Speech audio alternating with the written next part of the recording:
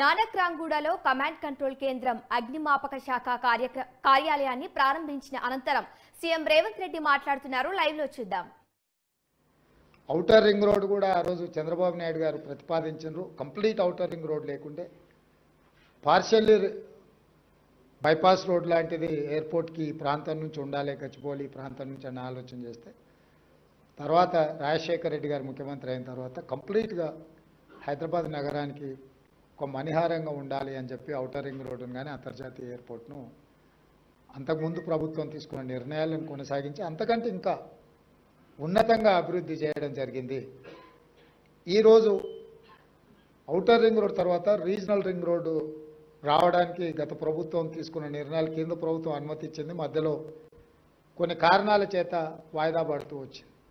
నేను ముఖ్యమంత్రిగా బాధ్యత చేపట్టిన తర్వాత మా మంత్రివర్యులు కోమటిరెడ్డి వెంకటరెడ్డి గారు మేమందరం నితిన్ గడ్కరీ గారితో చర్చించి మాట్లాడి ఇమ్మీడియట్గా రీజనల్ రింగ్ రోడ్కు సంబంధించిన అన్ని పెండింగ్ సమస్యలను పరిష్కరించాలని కేంద్ర ప్రభుత్వాన్ని సంప్రదించి ఆ సమస్యలన్నిటినీ దాదాపుగా పరిష్కరించినాం. 354 కిలోమీటర్స్లో దాదాపుగా 50% రోడ్డుకు సంబంధించిన నిధులు ల్యాండ్ ఎక్విజిషన్ పూర్తయింది. మిగతా సగభాగం కూడా in principle they have agreed to sanction that remaining part. So భవిష్యత్తులో ఏవైతే రీజనల్ రింగ్ రోడ్డు విషయంలో ఏమైనా అపోహలు ఉన్నా వాటన్నిటిని తొలగించండి. తొందరలోనే తెలంగాణలో రీజనల్ రింగ్ రోడ్ కూడా రావడం జరుగుతుంది. దాంతోపాటు కంప్లీట్ రింగ్ రోడ్ మొత్తము రైల్ వసతి కూడా కల్పించాలి రవాణా కోసం అని చెప్పి ఆలోచన చేస్తున్నాం. ఇదే కాకుండా మనకు పోర్టులు లేవు కాబట్టి డ్రై పోర్ట్ విధానం కూడా తీసుకురావాలనేది మా విధానం. ఇప్పటి వరకు హైదరాబాద్ నగరానికే మాస్టర్ ప్లాన్ తయారు చేస్తూ వచ్చిన గత ప్రభుత్వాలు. ఇప్పుడు మేము ఆలోచన చేస్తున్నాం, హైదరాబాద్ నగరానికే పరిమితం చేయదలుచుకోలేదు. తెలంగాణ మొత్తం ఒక నగరం లాంటిది. Almost more than 40% is urban area. So మన తెలంగాణ హైదరాబాద్కి ఎక్కడి నుంచి అయినా 2 గంటలలో 90% ఆఫ్ ద ఏరియాస్ మనం 2 గంటలలో రీచ్ అయిపోవచ్చు. ఎయిర్పోర్ట్ నుంచి అయితే హార్డ్లీ 1.5 అవర్లో maximum district head quarters reach అవ్వచ్చు other than Khammam and Adilabad. So అందుకోసమనే వేగంగా అభివృద్ధి చెందాలి అని అంటే మొత్తం తెలంగాణకి మెగా మాస్టర్ ప్లాన్ ఉండాలనేది మా ప్రభుత్వ విధానము. 2050 మెగా మాస్టర్ ప్లాన్ తెలంగాణకు ఆలోచన చేస్తున్నాము. Up to outer ring road వరకు ఉన్న inside of Hyderabad is urban Telangana. Outer ring road to regional ring road వరకు ఉండే ఆ మధ్యలో ఉండే ప్రాంతం peri urban Telangana. Regional ring road to Telangana borders వరకు రూరల్ తెలంగాణ. ఈ సెక్టర్స్ని విడగొట్టి అర్బన్ తెలంగాణకి ఏం ఇన్ఫ్రాస్ట్రక్చర్ ఉండాలి, గవర్నమెంట్ ఏం చేయాలా, మీలాంటి వ్యాపారస్తులు ఏం చేయాలా అనేది ఒక కాంప్రహెన్సివ్ ప్లాన్ చేస్తున్నాం.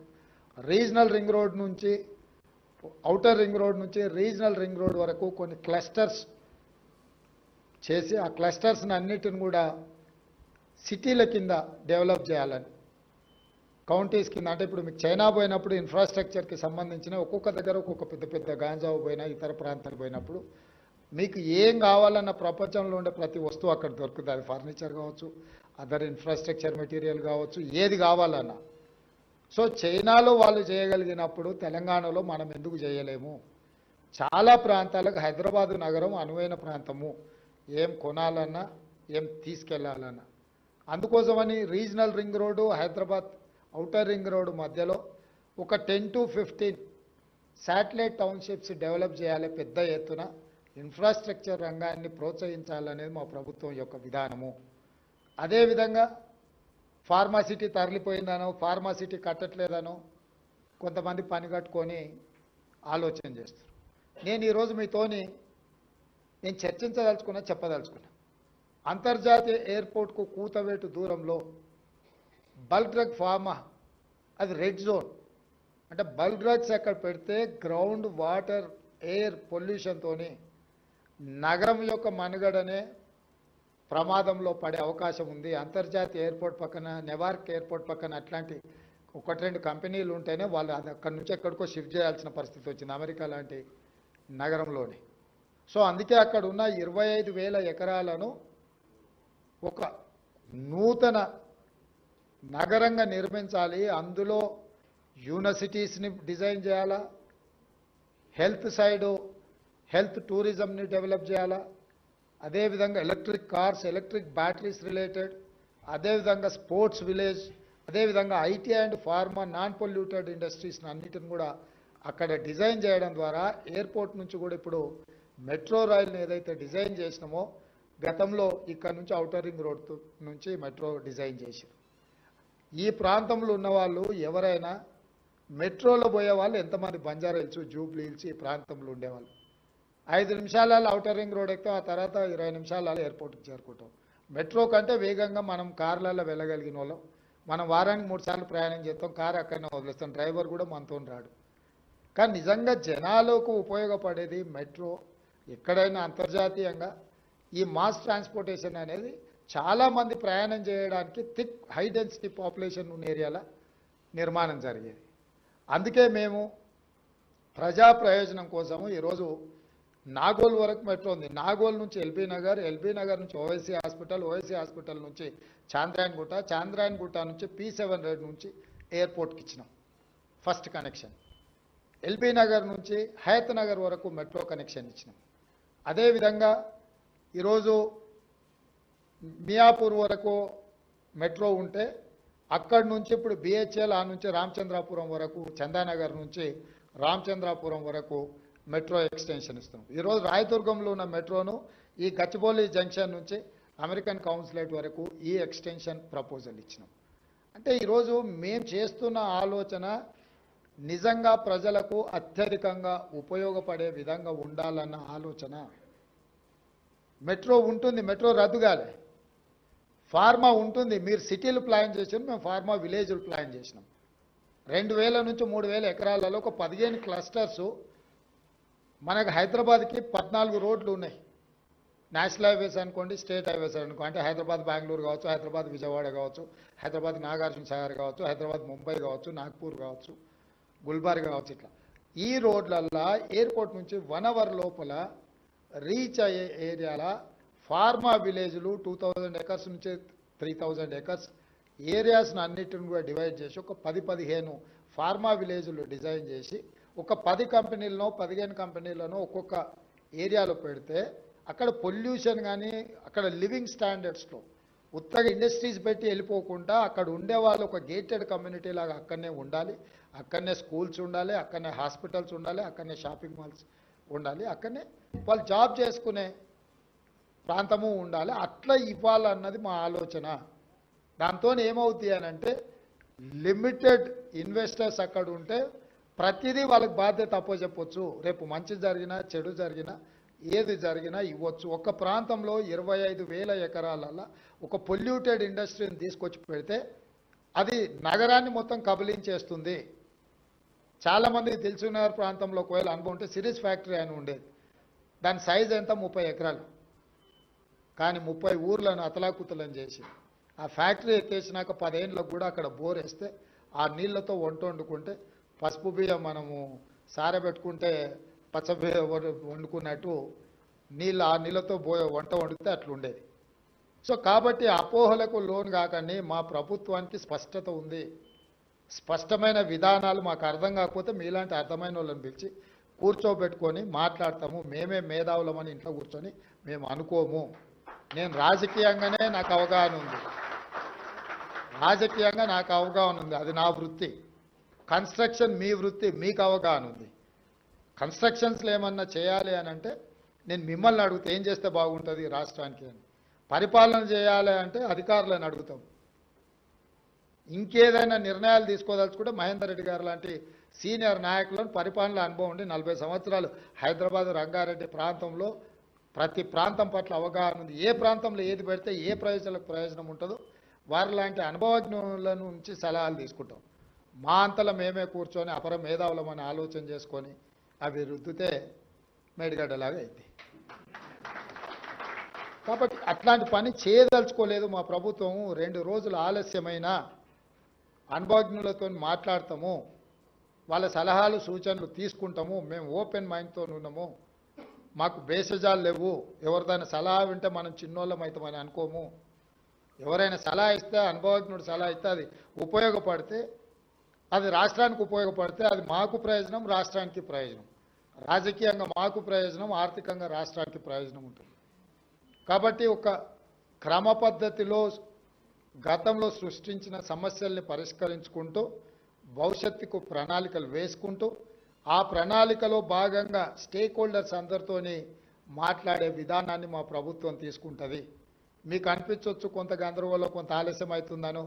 ముఖ్యమంత్రి గారు వచ్చారు, ఎంఏయుడి ఆయన దగ్గర ఉంది, ముఖ్యమంత్రి ఆయన దగ్గర ఉంది, మా అనుమతులు ఏమి వస్తలేవు, ఎక్కడొక్కడ ఆగిపోయినట్టున్నాయి, ఇన్వెస్ట్మెంట్ చేసినాం, ఇంట్రెస్ట్లు వచ్చి నెత్తి మీద పడుతున్నాయి. ఇట్లా మీ ఆలోచన మీదే, నేనేం మీ ఆలోచనని తప్పుపట్టట్లేదు. మీ ఆందోళన కూడా నేను అర్థం చేసుకోగలను. కానీ పరిపాలన ఏందో అర్థం చేసుకోవడానికి నాకు కొంత సమయం కావాలి. నేను కూడా అట్లనే సంతకాలు పెట్టేదాన్ని పెడతాడే బాలకృష్ణతో పాటు మనం కూడా ఉంటాం. అందుకోసమని నేను ఏం చేస్తున్నానో నాకు అవగాహన ఉండాలని నేను ఎక్కువ నమ్ముతా. చేసేసిన తర్వాత ఇదేందని నేను ఆలోచన చేయను. చేయకంటే ముందు 100 సార్లు ఆలోచన చేస్తా. ఆలోచన చేసినాక నిర్ణయం తీసుకున్నాక ఇంకెవరేం చెప్పినా కూడా నా నిర్ణయం ప్రకారం ముందుకెళ్తా. నిర్ణయం తీసేసుకున్న తర్వాత ఆలోచన చేస్తే అది నా విధానానికి విరుద్ధము. అందుకే హైదరాబాద్ నగరాన్ని ప్రపంచంతో పోటీ పడే నగరంగా తీర్చిదిద్దుదాము.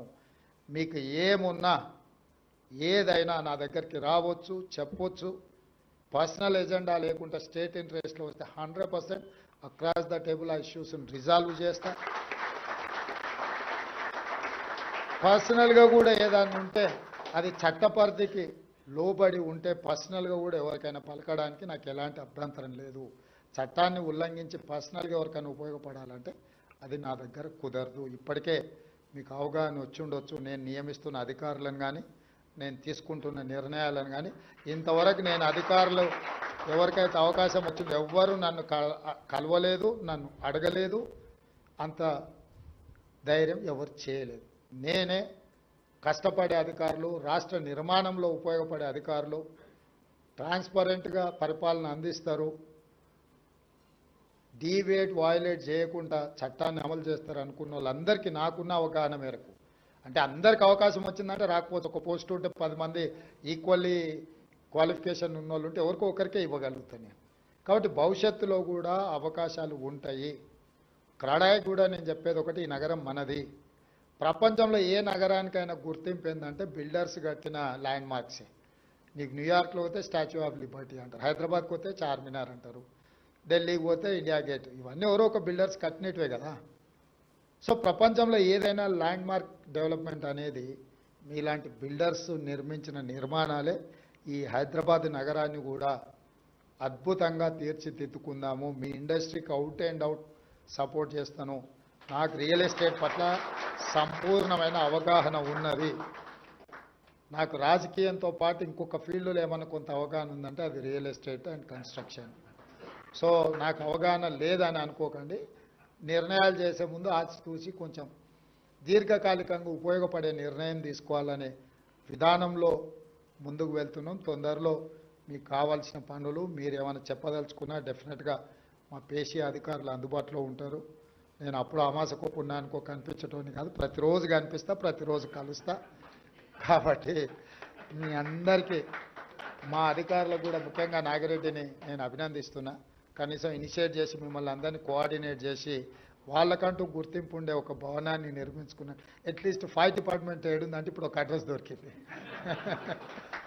సో ఎవరికైనా ఒక అంటే ఏమంటారు, ఒక అడ్రస్ ఉండాలి. అత్తపత్త క్యా అంటారు కదా, అట్లా భవిష్యత్తులో కూడా ఆ డిపార్ట్మెంట్కి నా సూచన, ఏదైనా ఇంకా ఏమైనా మీరు చేయగలిగిందంటే మీరు చేయండి.